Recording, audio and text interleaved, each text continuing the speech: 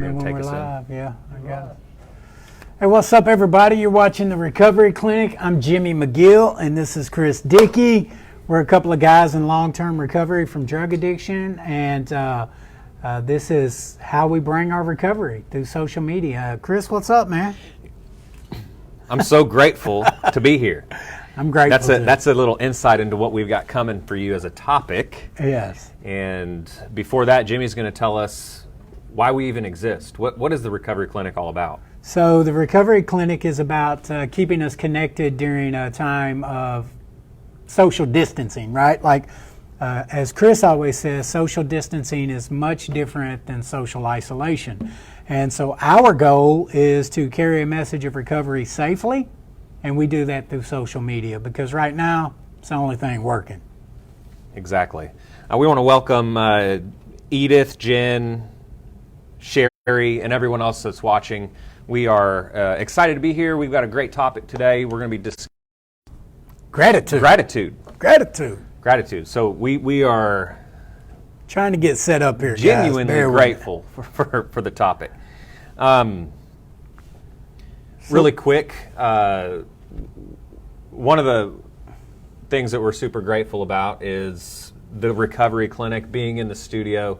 When Jimmy and I first started this, we were in our living rooms, basically, at a distance, practicing social distancing from like 30 miles away. FaceTime. Exactly. So we're grateful to be in the studio together and bring you wonderful recovery-related topics. We were actually talking before about how the Recovery Clinic almost never happened. Exactly. And Chris was like, you know, we're really grateful for Chelsea because when Chris first brought it to me, I was like, no way, dude, I don't have time for that. And so it was really discarded pretty quick, actually. And then Chris does what friends always do. They go to your wife when they think you've made a bad decision. And we owe a lot of gratitude to Chelsea. A lot, yeah. A lot. We were joking that, giving her credit for everything, right? Yeah. But it's true. I mean, there's a lot of truth to that. It's true. And so sure. we're grateful for her for nudging Jimmy in the right direction because I just believed that we needed to get together. I knew there was a dynamic. Didn't realize, like a lot of things, when you have this vision, that we would have this kind of dynamic. Right. Yeah. Never thought it was going to go as big as it did. We never thought we would have partnerships with KRK and Mid-South, and we didn't think we'd have back-in and buy-in from the states the way we do. But the truth of the matter is addiction is killing people in Arkansas. And so Chris is in long-term recovery. Chris has been clean and sober 15 years? 2007. 2007. No okay. frontsies. No fronts. Can't give him no credit. We're not in the dope house no more. And I've been clean for 5.5 years. And so what we were seeing is people in long-term recovery were returning to drug use. They were going back out. And so the state drug director said the naloxone rates in the last 3 months since COVID kicked in had tripled. And so we, being that that's our community, we care about that. And so Chris was like, man, we got to do something. Let's do it. And so the more we thought about it, this was the only safe way to continue recovery for us. Yeah, and so one of the things that I dealt with early on in the pandemic was some depression. I mean, me too. It just hit us. Yeah, there was one time I saw before a show, Jimmy calls and says, I'm not doing too well today. Yeah. And it's literally him on the back of his couch looking out his window, kind of like this. Just I want to go outside and play, but we can't. Yeah. It was really bad at that point. Yeah. Like we were scared. Nobody really knew. Yeah. People were, we thought if you got sick, you were going to die immediately, which is still a possibility. So right? that's, we were dealing with the addiction crisis, and then you add a layer called the pandemic to it. Yeah. And people in early recovery and long-term recovery were really struggling. And so the Recovery Clinic really allows us to remain supportive and accountable to one another. Yeah. And so real quick, before we go any further, tell us how you're doing today. Check in with us. What's your mental health like today? How is everything going on this up and down roller coaster called life? Yeah. What are you doing today? How are you doing? So if we were like on a scale from 1 to 10? Yeah. So I would say I'm a 9. Like I had something really miraculous happen to me this morning, right? Like, so I'm a person of faith, you know what I mean? And so every morning for me in my personal recovery, I'm not saying this is what you got to do for your recovery, you know, but for my recovery, I get up, I do a study because my faith requires me to do a study, and then I pray to my God, right? And so I'm praying and I'm asking for a very specific thing. That's a pretty powerful routine to be a. And I've done it for 5.5 years, yeah, right? Consistently. Right. There's been 3 or 4 times throughout 5.5 years that I may have missed a morning and had to go back and do it at night. Self-will can get in our way. Well, times like I go out of town and I don't take my scriptures with me or something like that. But I was asking for a very specific thing, Chris. And as soon as I closed my prayer, my phone dinged, and it was the notification that what I was asking for, I had just received. And sometimes it's quick, huh? I was like, dude, you know, well, it goes back to that old cliche. You know, if you're going to pray for an elephant, you better have a big backyard. That's right. You know, and so, but then I kind of got in my feelings. I called you about it before the show. You know, somebody that doesn't really have the vision I have kind of disagreed with my long-term goals. And, you know, it's that happens. It does, but don't, you know, the advice you gave me was impeccable. Don't confuse your abilities with mine. Exactly. Like I'm a dream chaser. I'm going after it, dude. Yeah, some people want to project. Yeah, when I left incarceration and re-entered society, if you would have told me that I was going to work for the state drug director, I would have thought you were hallucinating. Exactly. You know what I mean? So don't tell me that my life is limited because yours is. Boy, I feel it. I feel it. I'm grateful. I'm grateful. He's there. He's all his own. He's tuned in. He's tuned in. Yeah. So tell us how you're doing. I'm probably an 8. Okay. I had some tough news last night. And you're an 8? I'm an 8. Like, because sometimes things happen for a reason. It's already started changing the dynamic I have with my sister. It's already started putting us back in okay, well, when you say tough news, like define tough news. I'm not asking. Yeah. I mean, you can get specific, but what is tough news? You know, I call them life's blind sides. You know, we think that we have all of the, you know, we think we have everything under control. We're balancing all the plates in the air in our life, and we think that all of those things where our focus is what's going on. But that's not how life is sometimes. Sometimes Sometimes something comes in and knocks those plates down. Right, knock your noodle loose. And it refocuses you. It reprioritizes you. And so that's where I'm grateful for. Well, that's why I'm an 8, because I am refocusing in a positive way. Right. And so this, instead of doing what old Chris would have done, which would have been went and used. Act out in anger, act out in fear, blaming, using, you know, those types, being a victim to something. Right. But in this sense, I am. So what do you think made you have the stability mentally and spiritually that you have to maintain that 8? People. Okay. And I can see you and all of you really good. Yeah. I got you pegged. I got you figured out. But Right. you can't see you. I can't see me. Right. So I stay in contact. With people in my corner, in my circle. I'm always in contact, checking myself. Yeah. And that's what the recovery clinic's all about, right? Yeah. Accountability. Remaining accountable to one another. And connected. Yep. So what you're saying. So I can say, hey, Jimmy. Yeah. What do you think about my thinking here? Here's what I'm thinking about doing. Help me check in. Yeah. And it's as simple as that. So what I hear you saying is you suffer from a disease of perception. An appalling lack of perspective. Yes, I love it. So it reminds me of that cliche you hear in the rooms of recovery, right? Like if there are 10 people in the room, I can only see and hear 9. Yeah. Yeah. We are each other's eyes and ears, for sure. Exactly. So if you see me in public and I'm misbehaving because of addiction, right? Like I'm always capable of reverting back into the old me.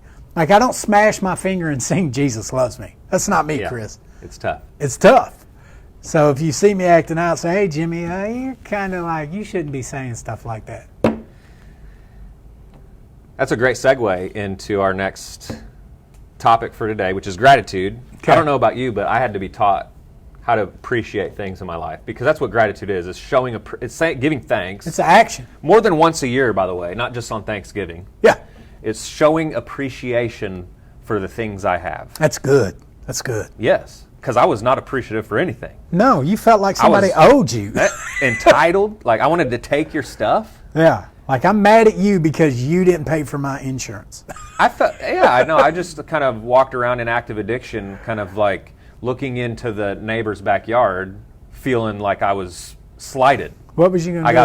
I got bad poker cards or whatever. What was you going to do in the neighbor's backyard? No, they just had all the things that I thought I wanted and needed. Jealousy. Very bad. So yeah. They've got the family. They've got love in their family. They've got all of these things. And that's, again, appalling lack of perspective. I get it. Right? And so I'm thinking, I'm projecting my own stuff on somebody else. Right. And a lot of my problems were just made up. They're fantasized. There was a time in my life where jealousy drove me to do a lot of bad stuff, right? Like I would see people that had nice things and happiness, and I would be envious and jealous, and I didn't know the blood, sweat, and tears that they would put into that stuff to get what they got. Like you only see it from your side until you're in the shoes of the person that you're envious of. Yeah. So one of the things when I got into recovery, this first mentor of mine would tell me to write gratitude lists. I can remember one time I'm having a rough time, in my feelings, at work, and I called him, and I said, "Man, help me! SOS, Mayday! I need help. I'm about to show out at work and probably lose my job." And he said a few quick words, and he said, "I think you need to write a gratitude list." I hung up. Yeah. I did not want to hear that. Yeah. I did not want to hear that. I love gratitude lists. And then he called me, and he said, "Did you hang up?" I said, "I don't think so. I think it was just a bad connection." So here's what happens. Here's what happens when you start to spiral that way, though. This is important. Yeah. I'm not being honest with myself, first of all, because I know I'm lying to him. Yeah. And so later on, I had to go back and say, "Hey, I did hang up on you. I just didn't want to hear that, and I apologize for lying to you." And that's good. And so, but I created more trouble. Yeah. For myself, I had to go back and make amends. You did it anyway. Right. And now you got some extra work you got to put into it. And so what he did for me was introduce me to the Serenity Prayer. Okay. What is the Serenity Prayer? In case people are watching that don't know. Thanks for putting me on the spot. Make sure I'm not just talking. Make sure I'm walking. So God grant me the serenity to accept the things I cannot change. Grant me the courage to change the things I can, and wisdom to know the difference. Okay. And so what that does for me is it's a preset prayer, which I like because I can't manipulate my way around it. I just say it as it is. And my sponsor taught me to say it once and then say it at least 2 more times to make sure I'm listening to it. Because the first time I'm going to run through it. Yeah, just motion. And then the second 2 times I'm going to start to hear those words. They're going to start to resonate. And that prayer has saved me so many times, and it's kind of broken the cycle that I was in with my bad attitude. Right? You had a bad attitude? Oh, bro. Don't act shocked. Like if you spot it, you got it. So but you know what I'm talking about. Like the Serenity Prayer for me allowed me to really look at something objective and finally say, all right, what I'm pointing the finger, but the Serenity Prayer always points it back at me. So I get to become in the moment, which is where gratitude lives. So let me ask you this: if you could paraphrase the Serenity Prayer, how would you do it? If I could paraphrase it? Yeah, I mean, what's it paraphrased to? I mean, I get it, God grant me the serenity to accept things I can't change, courage to change things I can, and the wisdom to know the difference. I guess I would say, I can't, he can, I let him. Yeah. Okay. Let go and let God. Let go and let God. Let go or get dragged. Yeah, it is what it is. Yeah, you ain't got to like it to accept it, but you need to understand that it is what it is. And let me say, this is all a big learning process and it takes practice because sometimes by the time I let go of something, man, it's got my claw marks so deep in there and duct tape. I've tried to fix it and I finally let it go. Yeah. Yeah, recovery is definitely a process. It's a learning process and a living process, and there's no destination, right? Like the longer we live, the more we learn, and the more we realize you don't know jack, you don't know squat, man. Yeah. But what kills me is, and I'm guilty of it. Like I went through this. The longer we stay clean, we tend to get righteousness confused with self-righteousness. Mm-hmm. You know, that's when I've been around a little bit. I think I know everything, and I start judging and being closed-minded. I don't even want to hear what you say. I'm not even willing to listen that you may be right. You don't need to do this, this, and this. Yeah. And if I disagree with that, and self-righteousness is one of my challenging behaviors, mm-hmm. right? Like I'm guilty of that. Yeah. But we need to get to where we start loving the people in addiction that return to drug use when they come back and quit judging. Yeah. You know, hug them. Yes. Because if they're walking in the rooms and embarrassed and ashamed, and all of a sudden they've went back out during COVID-19, you need to stand up and hug them. You don't need to judge them and don't act like they got the plague. Man, at least they had the nerve to come back in and say, hey, I slipped. Yeah. Okay, well, I got high for 23 years without ever asking for help. How am I going to judge somebody that did ask for help? That's what we do. It's crazy. It's an illness. It's illness. It doesn't make sense. And why are we like that? Well, because if I'm not maintaining what I need to maintain, yeah, I'm not immune to a drink or a drug. No. Right? Just like, people coming back in after a relapse or return to use. That's a different topic, but we're an all-inclusive bunch. The road to recovery is a broad highway. Yeah. And your definition of recovery may look different than mine. Exactly.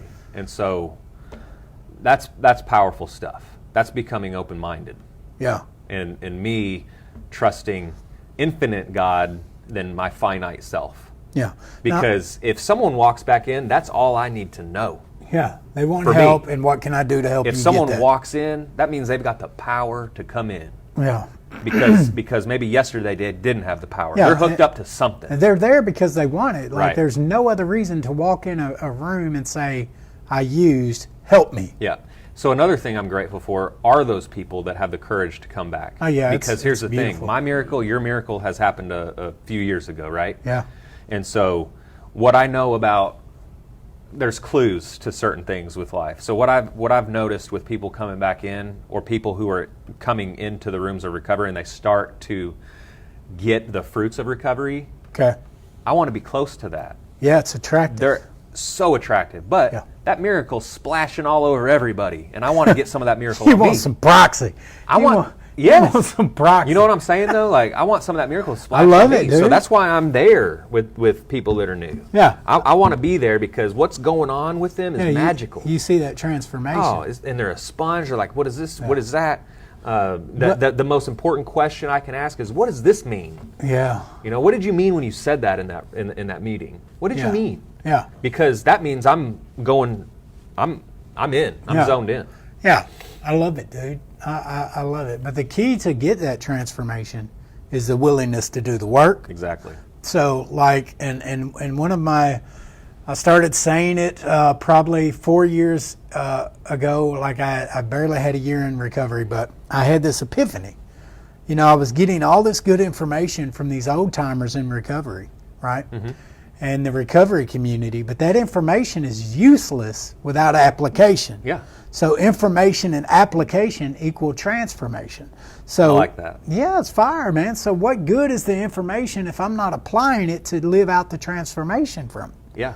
Like, which means words don't mean squat if you're not living them. Well, it's the same thing. Like if you think about your favorite book. Okay. Your favorite book. Harry Potter. Okay, sit it right here. Okay. It's just a block of wood if you don't open it up and read it and apply what's in there. Now, that's good. Since you said Harry Potter, what are you going to apply? Like, you're going to create a Quidditch game? Yes. Since football's not around, spells. Start casting spells on them. Are we allowed to play Quidditch? Are you going to cast some spells on them? You probably could play Quidditch because it's you're flying on a broom, socially distanced, physically distanced. So we're talking about gratitude. Check this out.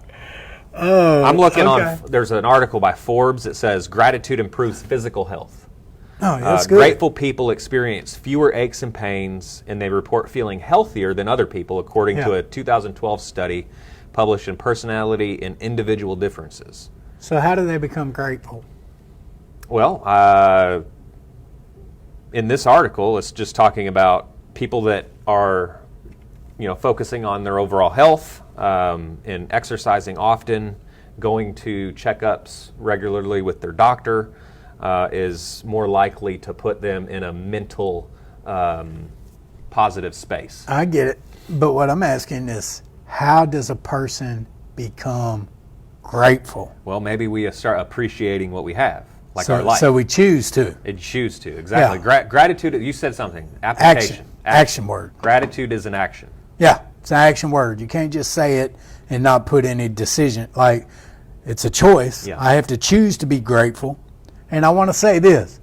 If you're in recovery, it's hard to be hateful, hard to be grateful if you're being hateful. You know what I mean? Like, I can't walk in love and treat you with hate. Right. Something that I think is important as well, when I am in a gratitude space and appreciating things, I'm not talking about, walking on water, getting on a white robe and sandals. I mean, that's not, some people will confuse that, like, oh, I'm going to ascend, right? In like that self-righteous stuff. When I am in a gratitude space, I'm more of a helper. I want to give. Yeah, I want to help. And I love that because, I spent a long time as a taker. I just wanted to take. I'm entitled, it's mine, and I want to start at the top. I don't have to do any work to get there. And so... shortcuts. Yes. My father-in-law, Jerry, showed me work ethic. He said there's no substitute for hard work. And he put me to work on his farm. And that's really where I started to experience that kind of gratitude. That, I'm out here working with my hands, manual labor, and I'm working for something. Yeah. And I'm putting in that time. And I'm grateful for those moments. But it causes me to want to be a part of your story instead of self-obsessed with my own. I think was what I'm trying to say. When I'm practicing gratitude, I want to share it. Yeah. I want to go find people that need some help. So let's ask this. Let's go to the viewers. Sure. What are you grateful for today? What is the one thing you are most thankful for right now? Let's go to the comments. Let's read some. We'll when they start coming in. Another thing that gratitude does, and this is a study by the University of Kentucky, it enhances empathy. Okay. What you're talking about, reducing judgment. Yeah, understand. And reduces aggression. We're in August. It's hot. Heat monkeys. It's easy to go just snap. Heat monkeys, jumping. What is that? Heat monkeys. That's when it's too hot and they make you want to fight. Yeah, okay. So, yeah. I like it. Monkeys. Heat monkeys. There's a lot of heat monkeys out there. I'm susceptible to becoming a heat monkey. Driving down the road, and if I'm not taking care of myself, I'm going to become a heat monkey. But if I'm practicing... No, you're going to get bit by a heat monkey. Bit by a heat monkey. A heat monkey is when it's so hot. Listen, so that's a term from the Arkansas Department of Corrections. Okay. Now picture this. You're in a long line of 32 men, squished together like this. In August. It's hot. Air conditioning. 105 degrees. You're in a sauna. You've been outside since 7 a.m.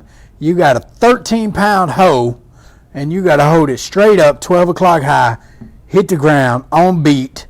You're... And I mean, it's got a... Yeah. It can't be... If you get somebody's going to the hole. Okay.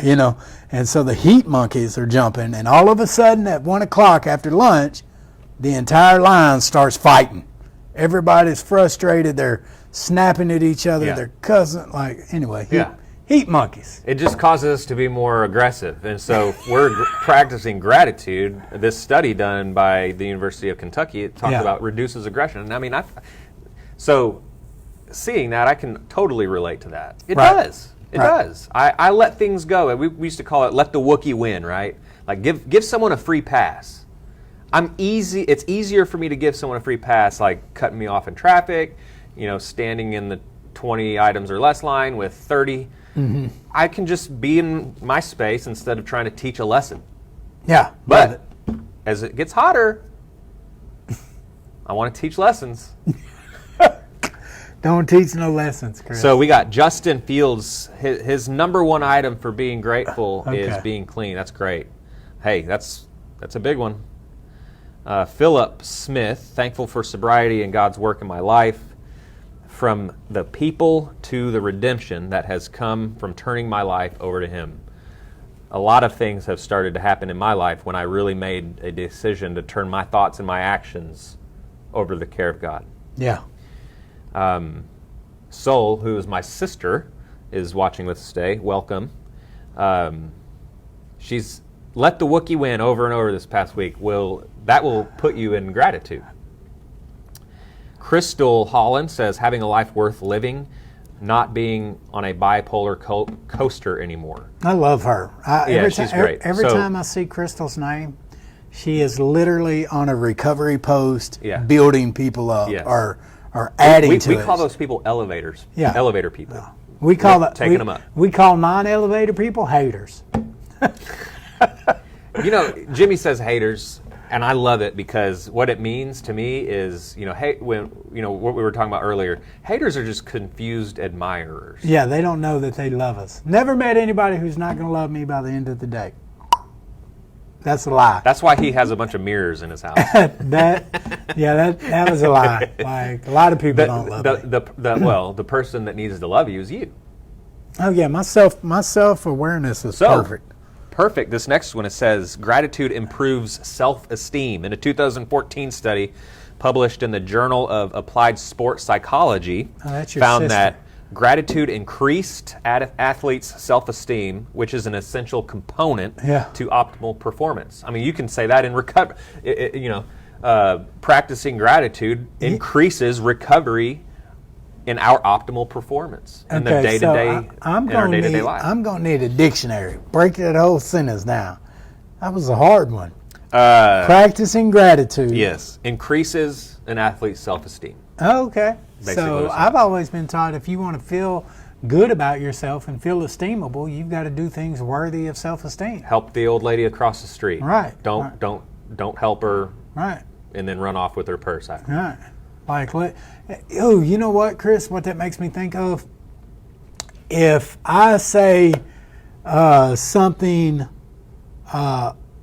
like, I'm handsome, does that come across as conceited? Depends on how you say it, right? Depends on where you're coming from. Or is that high self-esteem? Because I see people in recovery, oh man, he sure thinks high himself or herself or this and that. Well, no, let's call it what it is. You tell us to practice self-confidence. Recovery has taught me to feel high self-esteem, but then when I do and I show it, you say it's conceited or arrogance. Yeah. I'm confused. You want me to be humble or esteemable? Damned if you do, damned if you don't. Yeah. So there's an old kind of a crusty mentality that I've seen in the fellowship sometimes where... Crusty. Yeah, because some new person comes in, and you've got and sometimes the old timers get involved in this. They've been around for a long time, and some people become crusty. I'm going to say it, and you get a new person come in. They're feeling great. Hey, I'm having a great day, and then the thing that comes from that corner, you know what corner I'm talking about, says, "Don't worry, you'll get over it." That kind of stuff. Just miserable. Listen, if you don't like the pink cloud that person's riding on, go the other way. You ain't got to try to blow. What did I say, though? I want to get close to them. They're having something happening in their life. I want it to splash on me, too. So this, say... What you got? Bonnie, don't hate the haters. You get no hate back. Chandra. It takes two to argue, doesn't it? Chandra says, thankful for the ones like you that are willing to share their recovery and help others. My husband says, can't keep it unless you give it away. You know the concept behind that? Truly. Let's explain that to him. Yeah. So there's a concept behind that cliche. You can only keep what you have by giving it away. Mm-hmm. Now, let's just say from a 12-step perspective. Sure. Okay, because that's my personal pathway. The concept from that, from a 12-step aspect, is when I tell you, get a sponsor, work some steps, go to meetings, keep coming back, pray and meditate, then when I need that advice, I'm more likely to rely on the same thing I've told you because it's in my head. That's directly out of recovery literature for 12-step, right? It's kind of like that muscle memory, right? Yes. So I love it. Yeah, I love that. Yeah, you have when I came into recovery, like a lot of us do, I look at it like my mind is a computer. Yeah. And I had a whole bunch of negative thoughts, negative views of myself, negative views on the world written on my hard drive. Love it. And so people that were positive and gave me suggestions that were in long-term recovery taught me how to start rewriting that hard drive with positive actions, positive things. And I'm telling you, there were times where I would be so full of positive energy, sometimes I'd want to pull over and just run the rest of the way to work. I had so much energy. Yeah. I was on fire, and I still am today. Yeah. I still have that trajectory. I still have that motivation. Yeah, you haven't lost it. No, I don't want to. Yeah. But I know how to get it too. If I'm caught in a negative space, it's because of my hard drive. I've written some stuff on there. I've got to go look at it, and then I can rewrite it. I can write over it. Exactly. I love it. Yeah. No, I love that. Paula Cunningham says, from a scientific viewpoint, research has shown that gratitude releases dopamine and serotonin. From a spiritual point of view, we are called to practice gratitude and told that it brings peace. At first, it says the Bible verse on there. It says Philippians. But I was like, did she just quote Dr. Phil? Dr. Phil. God. I thought she did for a second. Sorry, Paula. I know you wouldn't do something like that. What's the next one say? That's your sister, ain't it? Out of one of the recovery books states, every time I go against my morals, values, and beliefs, chips away at my self-esteem. There's a clue. Every time I align myself with my morals, values, and beliefs, it adds to my self-esteem. So yeah, that's good. It's simple like that. Things are so simple, but I complicate them. So this one right here, gratitude increases, wait for it, mental strength. We're dealing with this global pandemic. It's testing, it's testing the structure of the recovery fellowship, because for a while we didn't have meetings to go to. Love it. And it went all virtual, and they rolled out quick, man. I love the team that I'm on with being in the fellowship of the recovery people. They rolled out virtual meetings almost overnight. 24 hours. When the pandemic hit, the recovery community for an unorganized group of people, they got that stuff done with no governors, nothing but trusted servants. Right. Globally, we were mobilized. No, I went to a meeting a few weeks ago in South Africa. Oh yeah, I love it. Anywhere in the world, within 24 to 48 hours. Yes. That shows our ingenuity. So I'm in these virtual meetings on Zoom. Yeah. And I started to see, probably 2 months into the pandemic, I started, listening to people talk about how they had never been to a meeting ever, not even face to face. This was their first experience in recovery. Can you imagine that? No. I wouldn't have been able to do it. But they're in there. What kind of courage is that? And coming back. So I'm grateful for seeing that kind of motivation to change. Yeah. The commitment to seek out. And maybe for them it was easier than going to a face-to-face meeting. They haven't experienced the hug and the acceptance. No way, that's coming. Yeah. Yeah. So, if you haven't been to a physical meeting yet, keep coming back.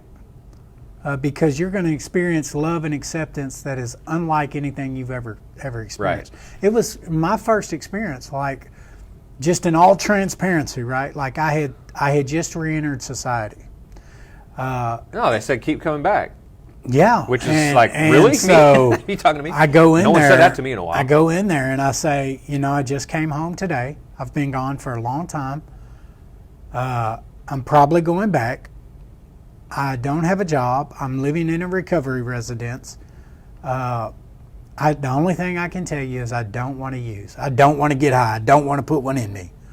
Man, them folks stood up and hugged me and said, it's okay.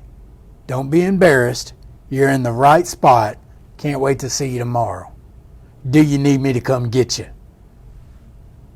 Nobody ever told me to come back. I just got the chills and getting teary-eyed because that's who we are. Yeah.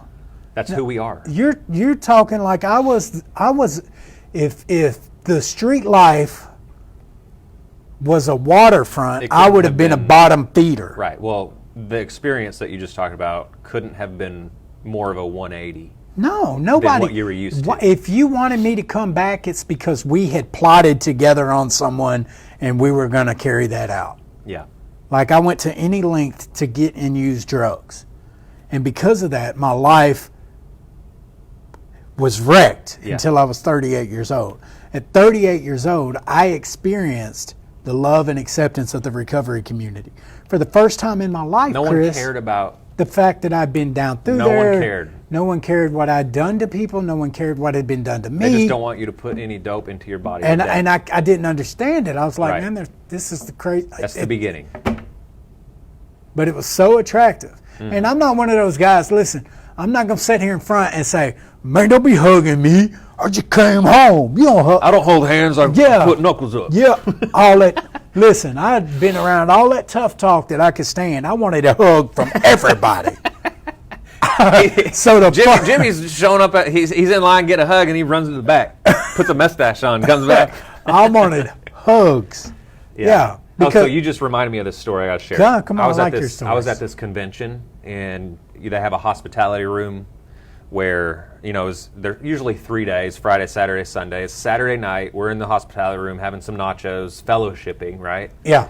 It's kind of late at night, and then this guy comes in, gets a little plate of his nachos, puts some chili cheese on it, and he goes sits at a different table. He's by himself. Without thinking, we just invite, hey, what are you doing over there? That's not how you do it. Get over here. And he pulls a chair up and starts, socializing, fellowshipping with us, eats his stuff, and we all leave, go to bed. Yeah. Well, on Sundays when they do a countdown, and what a countdown is just takes people's recovery time, and then we count down from the most time in the room all the way down to sometimes hours, Yeah, half a day, whole day. Yeah, this is a smaller convention. So this one they get down to 3 days, 5 days, 4 days, 3 days, 2 days. That guy that sat next to us the night before stands up on his second day. Dude had less than 24 hours when we invited him to our table. Yeah. He felt alone. He felt isolated. Yeah.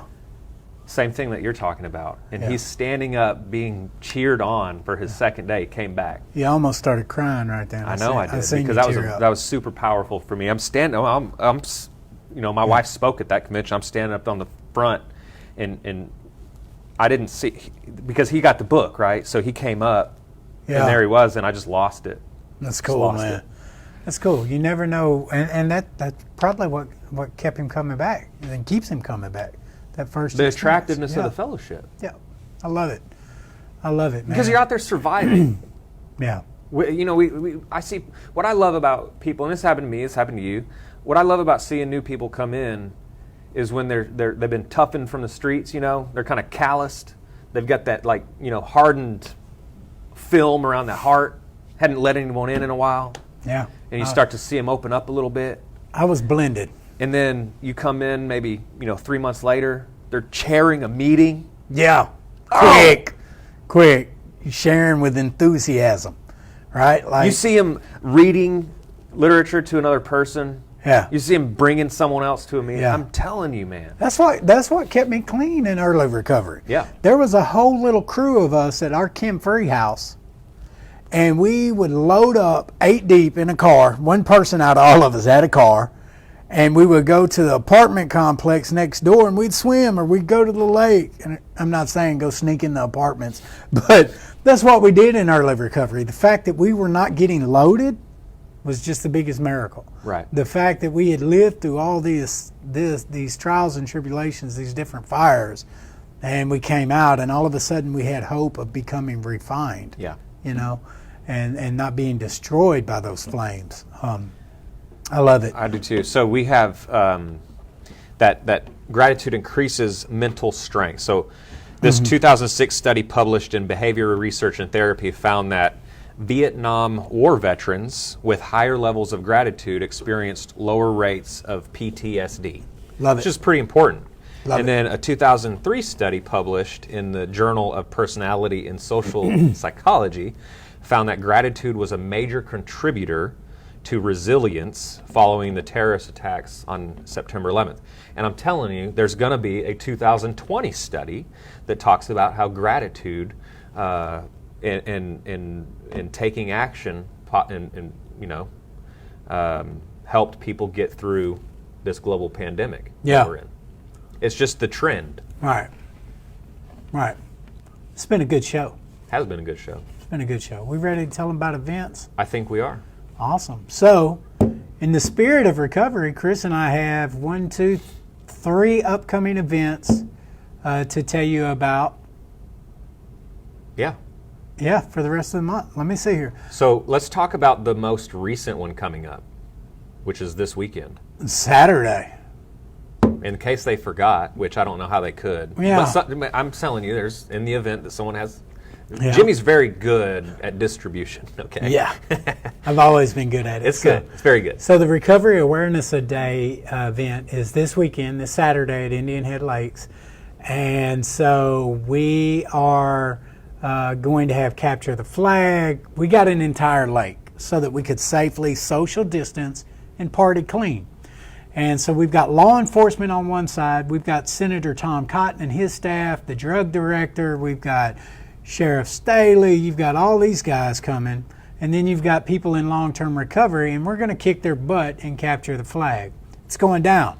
You may have saw me and the sheriff smack talking last night. It was like the weigh-in before the fight, Every time they had to pull him back. Yeah, man, steadily talking that smack, and now he's got Kirk Lane and all these other folks calling me, talking like, man, y'all not listen. He thinks they're going to be like a militia coming out there, like they're going to be skydiving you could in. Barely catch us when we weren't in recovery.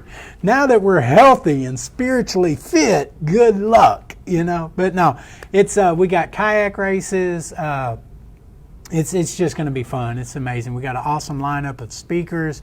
Live music. And then Don't you have live music? Yeah, live music. We got Brandon Novak from MTV's Jackass and Viva La Bam. People are coming out, bringing their food. We're going to be barbecuing hamburgers, hot dogs, maybe and steaks. you can camp out. You can camp if you don't want to leave. Yeah. If you're one of those people like I was in active addiction, I'd show up early and I'd be the last one to tap that can. Yeah. I would not they'd have to say, we got to go to work. And I'm trying to go to in the morning.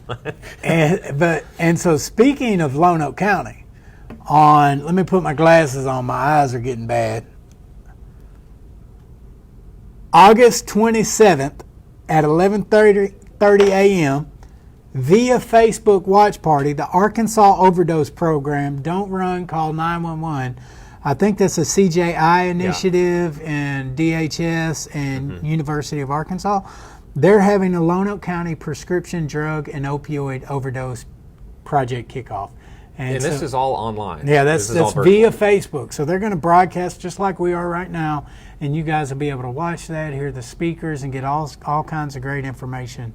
So CJI and DHS put these on all over the state, face to face, and run. This is great. Don't run. Call 911. That's the new song. You may have seen the billboards that say "Don't run, call 911." You may have been in a movie. Anybody old enough to remember movie theaters? Well, they used to have the advertising on there. Don't run, call 911. And so they're going to be talking about very important topics. We encourage you to log in. Yeah. And park yourself in the virtual event. Yeah. And then later this month on August 31st at 7 p.m. we are meeting at the Presidential Library parking lot to do something very special for International Overdose Awareness Day. Tell them what we're doing. Well, we're going to meet in a big group. We're going to split into 2 groups, and then we're going to converge on one end of the bridge and the other end of the bridge in the middle. And one side's going to be what? One side's are going to be people that have maybe lost someone to an overdose, a family member, a friend. So like Stacey James, Paula Cunningham, Gina Yeah. Aguilar, the moms and Yes. the family members. Family members and someone who has been directly impacted by a loss of life due to an accidental overdose. Mm-hmm. And then recovery advocates on the other side. Yeah, us. Okay. People. And then we're going to meet in the middle. We're going to meet in the middle. That's like bridge the gap We're for bridging real. the gap. We're walking right over What color stigma. is the bridge? All three bridges. All three. All three at sunset are going to light up purple. You're going to light up purple. We're going to light it up. That gives a whole different meaning to light up purple. We're going to be on the bridge. There's going to be remarks from Kirk Lane, the state drug director. That's awesome. Jimmy McGill's going to offer our convocation. Welcome, people. Paula, Stacy, and a couple others are going to be sharing their experience, strength, and hope. And we're just going to love on each other. We're going to be there, and we're going to create awareness for the importance of what recovery is. We're going to identify the hope that we can make it out of the darkness of active addiction and find a wonderful life in recovery. And that's what I love about Paula and Stacy and Gina and all of these mamas that have been impacted by an overdose. They turn that pain into passion. There are mamas. Yeah. I mean, they mama everybody. I love it. Yeah. And for them to be able to do that is just, I've already been into tears once on the show today. Yeah. I was joking before the show that you were going to be the one. Yeah, yeah.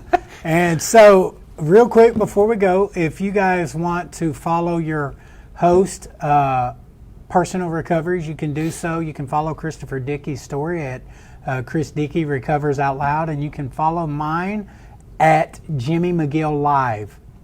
And so, if you just search those on all platforms, you can Same thing with the Recovery Clinic. Yeah, you can message us anytime. We'll do our best to help you get into treatment. That's what we specialize in. So if you're suffering from substance use disorder and you need treatment placement, email us. Somebody will answer that email. We'll find you the most convenient treatment center closest to you. If you don't have money or insurance, it doesn't matter. We're here to help because people can and do recover, and we're the proof of that. We love you guys, and we will see you next Wednesday. Next Wednesday, 11 a.m. Bye, everybody.